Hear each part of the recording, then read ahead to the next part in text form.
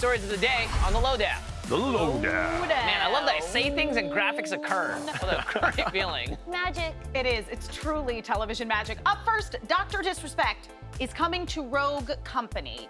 Today on Twitter, fans got their first look at a Dr. DisRespect skin and a brand new map called Arena, designed at least in part by the Doc himself. Jeez.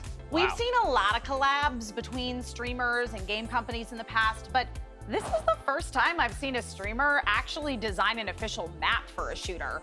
Will this kind of in-depth collaboration become a trend going forward? You know, I can see that happening, and I also see it already happening where higher-ups are realizing, hey, I don't have to go through a marketing agency, I don't have to get tested, you know, will the audience like this? You know, they can just go straight to a streamer and tap into the influence that they have, and the power of influencers, I think, are a full display, especially their specific skill sets, like Dr. DisRespect. He had done game design before, map design before, and so I think if other influencers are able to utilize their unique skill sets and aligns with games, why wouldn't they go ahead and try to simplify the process of getting their game out there?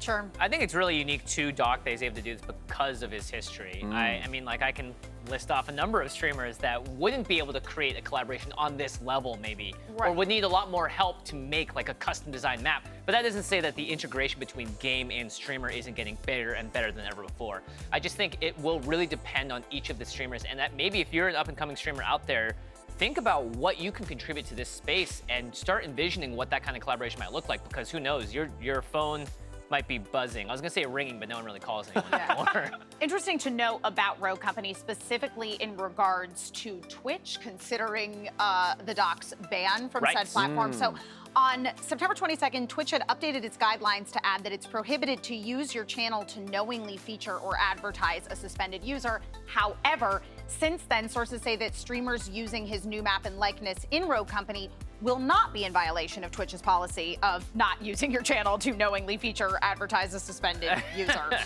The reason is because it is out of their control being a skin, however, featuring the Doc himself on your stream. So you can stream as Dr. DisRespect in this game, but you can't be have Dr. Dr. DisRespect. You can't be Dr. DisRespect streaming this game on Twitch. On Twitch. Because he is in fact still suspended. That's Right. But I fascinating. mean, you know, it also feels like, wouldn't Rogue Company get in trouble? Because I mean, it feels like they're the ones that made that decision, right? So shouldn't Rogue Company's channel get in trouble? Like it just does end up feel like it's a big win here for Doc. The real juice here is whether or not Rogue Company, the people behind the game, know exactly why Doc was banned, because I would assume that before you create a map with a literal statue of someone in your game that's free to play, you're gonna want to know whether or not that statue is gonna be wanting to be toppled down by people as a result of actions that still none of us have any idea what happened. There's no way that Rogue Company would want to limit themselves by not being able to have their game streamed on Twitch. So it is definitely, somebody must know. Just tell us, Just let us know. Tell us what happened. Very sus situation regardless. Okay. Already. Speaking of experimental influencers, on Tuesday, Riot revealed their newest League of Legends champion, Seraphine. Now, she's been teased for months as sort of a fake influencer, that's real, that's been, quote, posting, unquote, for months on real-world platforms like SoundCloud and Instagram and Twitter. And she actually follows me as a humble brag. Look at you go, Jimmy Wong. I'm assuming someone on the dev team knows who I am. If that is you, thank you. Now, Riot keeps getting more and more creative with their champion reveals, but how will you know, how will Seraphine's addition to the game affect League going forward? Dagon, this one's you. It's all you.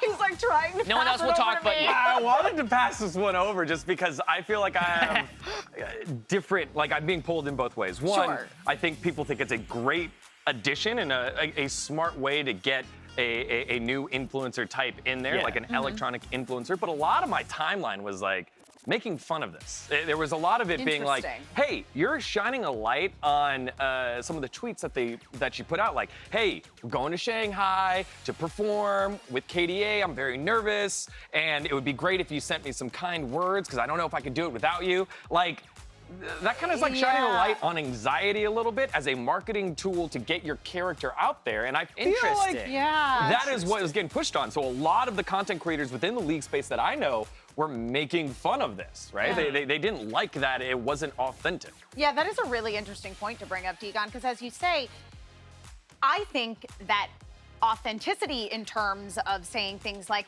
hey, I know my life looks awesome, but I don't always feel great about myself and confident in myself 1,000% of the time.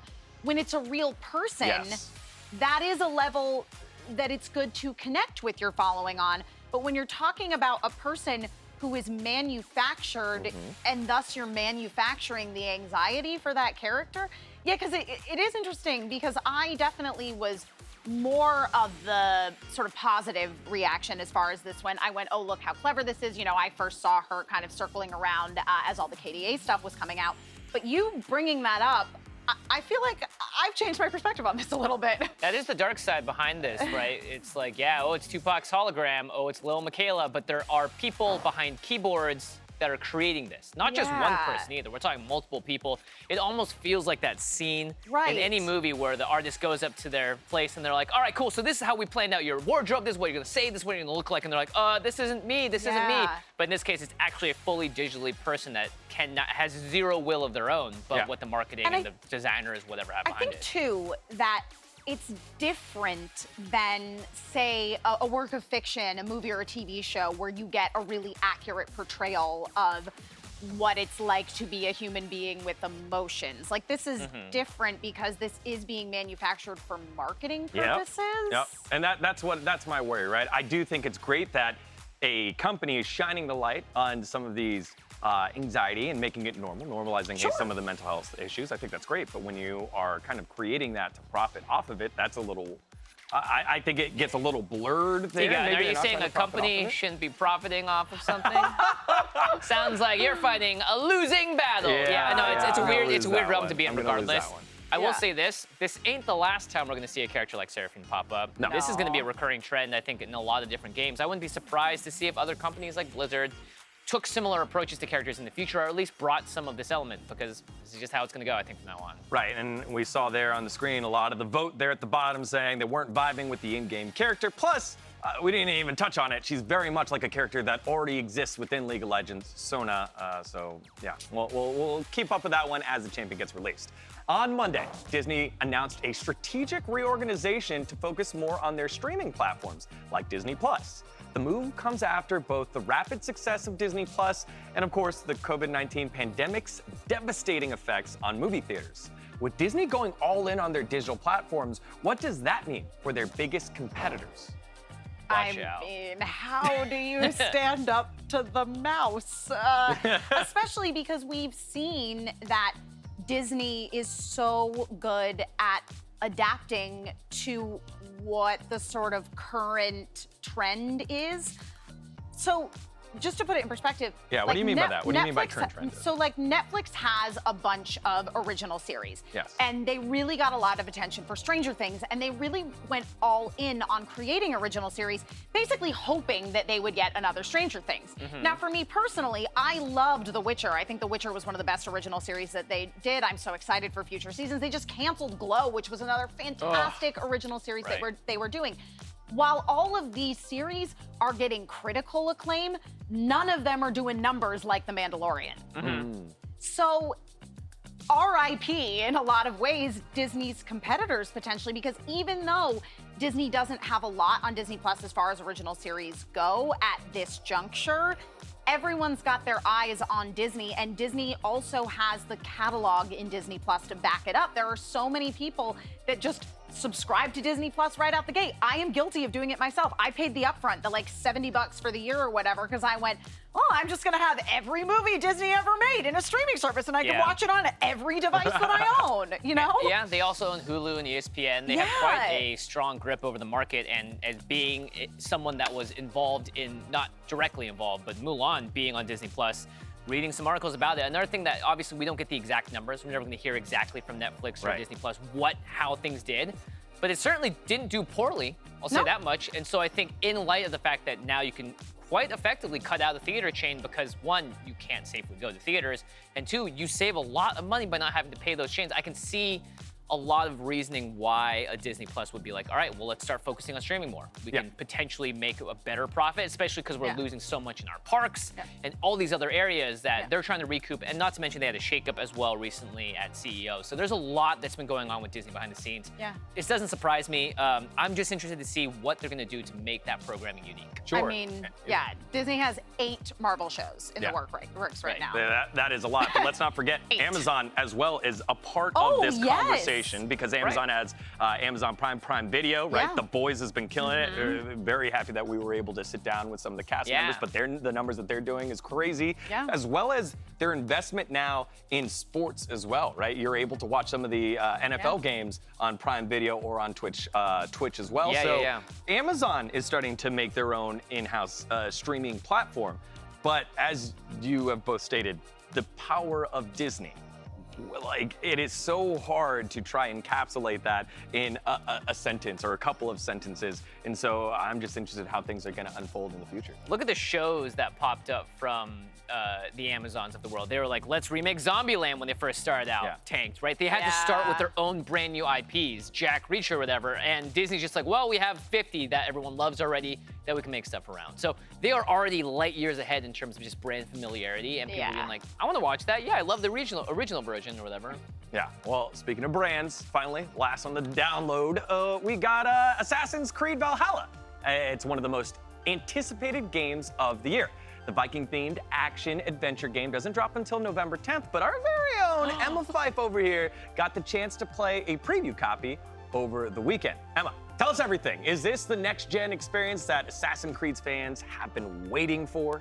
Well, I will say that it's definitely a very ambitious Assassin's Creed game. They're really leaning into this whole idea of the open-world exploration, which by and large, I think is a positive thing. I think for the purposes of playing a demo, it left me feeling a little lost. I felt a little bit like I was dropped into the middle of this world, and they did like a little briefing of all the options that were available to us, but there wasn't really a lot of tutorial as far as here's how you do X, Y, and Z. I think that this game has a lot of depth to it, but I felt a lot of the time, especially when I got engaged in combat, like I was just button mashing. And that's not super satisfying to me as a person who is really into strategy. So yeah, you can see this was when we were like, I think this is when we were like invading a fort.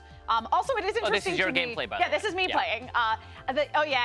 Ramming the battering ram in. I felt very lost doing this particular thing, but hey, I figured it out. And I will say it was satisfying when I did manage to figure out some of the more nuanced aspects of the gameplay.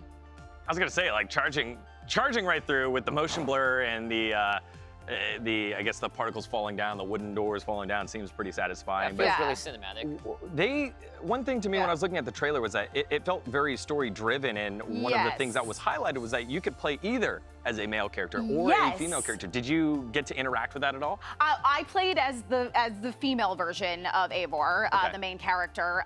And one of the things that I did really enjoy about the demo was the fact that the narrative, as you say, Degon, it's very narrative heavy, and it was also not very heteronormative, meaning that I, playing as a woman, was able to kind of flirt with a woman to like get into her headquarters. Now, granted, some of that was because I took the time to do one of the mini games called Flighting, which it turns out it's a rap battle. It took me a couple things in for me to figure out that that's what was going on, but once I did, that was super satisfying. There's also a crazy fun dice game in this game. Cool. So here's the thing is, I am notorious for spending a lot of time Gwent? playing the, oh God. Gwent is, that's a time suck. That's time suck. Also, Final Fantasy VIII, don't know what happened in the story. All I did was play Triple Triad. And I have to say, this bone dice game is so much fun. I lost, but after I played it one time, I went, oh, I know how to win now. And I really wanted to play again, but I only got to play for 3 hours. So I was like, I should probably focus on getting ahead in the story. So overall, I think that there is a lot of promise for Assassin's Creed Valhalla, though there, again, are certain things that I would like to see get kind of cleaned up before the game actually launches. One of them being, I'd like the game to hold my hand just a little bit more. All right. Just a little more. And a Viking hand shall be held. Plenty more coming up, including Matt Mr. X dropping by to tell us about Valorant Act 3. But first,